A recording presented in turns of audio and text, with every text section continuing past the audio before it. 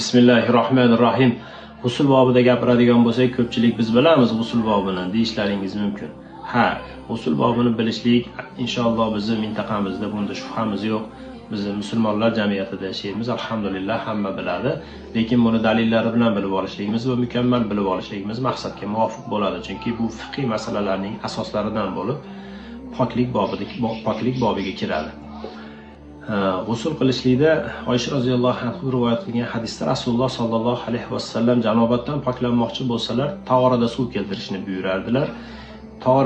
Tog'oradan 3 marta qo'llarini suv olib, qo'llarini yuvardilar, xuddi tahorat olgandek tahorat qilardilar va boshlarining ostilariga suv quyib, sochlarining ostilariga suv yetganligiga ko'zlari yetgach, 3 marta boshiga suv quyardilar va boshqa tanasining boshqa a'zolarini yuvardilar deb aytadi Oysha roziyallohu anha.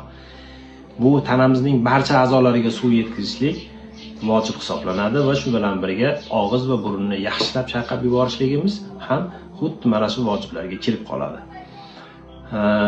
Ayollar sochlarini nima qiladi desa, ayollar agar nifos va hayzdan poklanmoqchi bo'lsalar, sochlarini turmaklarini yozadilar.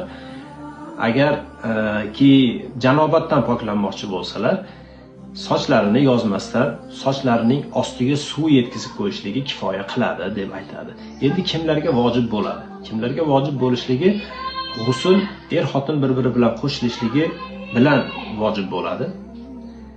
Er va xotin uyqusida xoh uyg'onligida urug' otilib chiqadigan bo'lsa, ya'ni mani chiqadigan bo'lsa, shu ayolga ham erkakka ham g'usl vojib bo'ladi. Mushrik yoki kofir dinimizga kiradigan bo'lsa, g'usl qilishlik kerak bo'ladi va g'assol, ya'ni mayitni yuvuvchi kishi yuvib bo'lgach g'usl qilishligi kerak bo'ladi.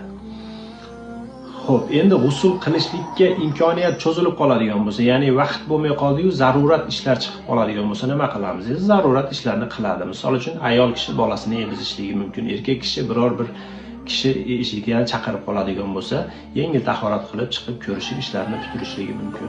Va shunga o'xshash narsalarga imkoniyat beriladi.